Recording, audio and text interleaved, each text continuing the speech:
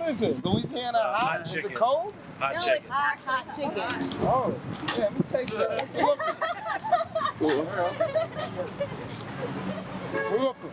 Only in Brooklyn.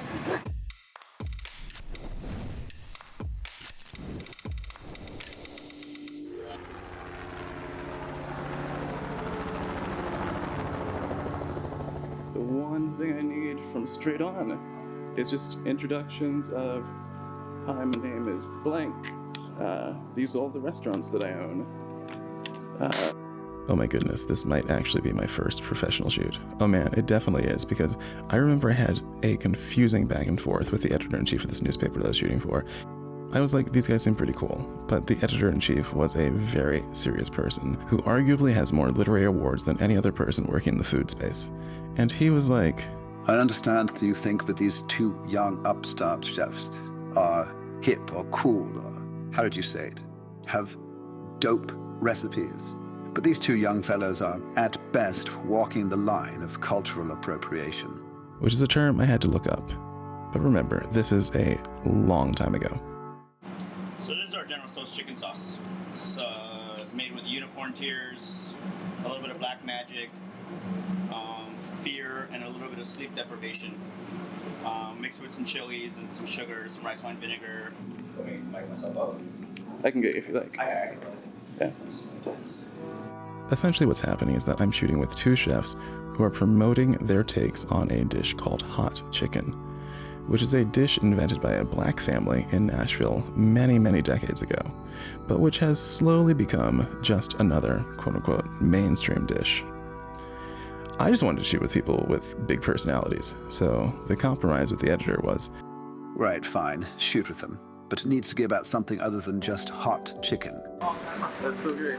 And the first dish I made to get some ass was coffee cheesecake. I want the recipe for that, please. I worked at a grocery store and it was the back of one of those like handouts like you get at a grocery store, how to make X, Y, and Z, and I was like, I want to date this girl, I'm gonna make this cheesecake. Yeah. Works. That was in New York. Hell, man. You think I'm that much of a fucking loser that I didn't get laid until I was in New York? I don't know your story. I was like 27 when I got, or 28 when I got here. Okay. I was smashing when I was. I've been smashing since back in the day, yo. This guy is from Miami. He was the definition of someone with a really good PR team. This was a time when he was on TV every week of his life. If you can't tell from the footage, I was the definition of someone who had never shot food before.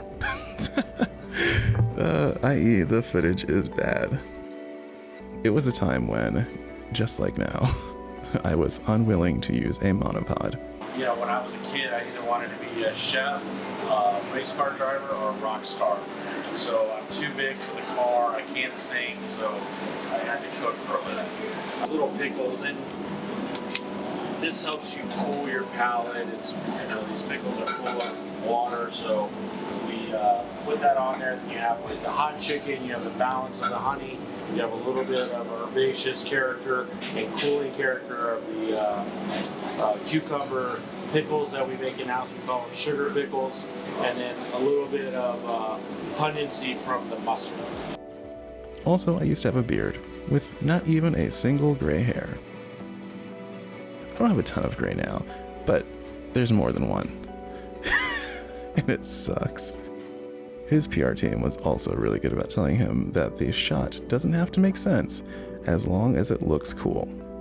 That I did understand about shooting food, because we're about to do a really dumb shot. Alright, on 3, 1, 2, 3, let's go. And slower. This is it, man. This is the Chef Hale's hot chicken, straight from the 305. I mean, he looks good. The food looks good. But we are going as far out of our way as possible to distract from the fact that this guy is serving hot chicken. No. We're not culturally appropriating anything. We're just serving up pan-authentic Brooklyn vibes, yo. He's a genuinely nice guy with a thoughtful, dare I even say, artful way about him in general. It's just funny to think about how purposeful we all were about not talking about the fact that he was serving us hot chicken. Oh my gosh, if you look in Dale's pocket, that is the same Zoom that's recording my audio right now. And if you can't tell, I was struggling to think of things to talk about other than what he was actually cooking. Oh, hey, you're 10,000 times more hip hop than me. Give me your top 5 rappers. Oh, top 5 rappers? Yeah.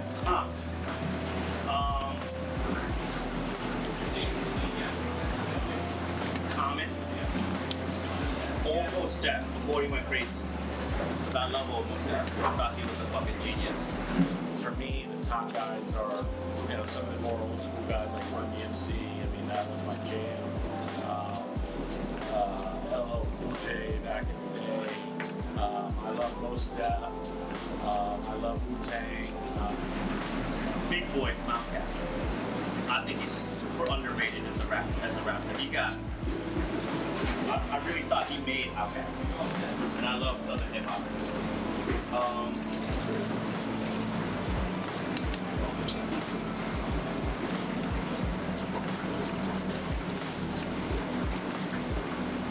I think this is a very controversial one, but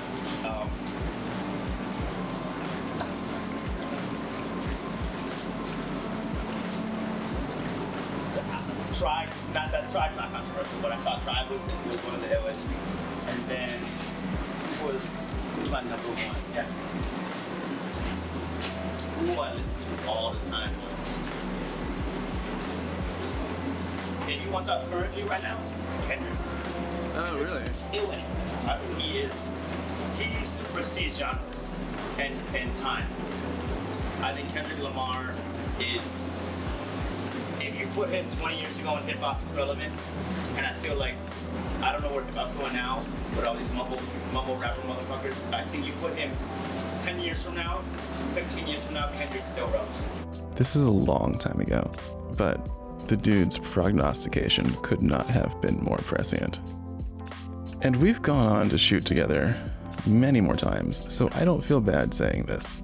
But there came a point where I knew I couldn't help myself. So I had to ask him about how he felt about this entire situation, about promoting a white chef cooking a black recipe. And later he gave a very nuanced, well-researched answer. But his first reaction was, it's just chicken.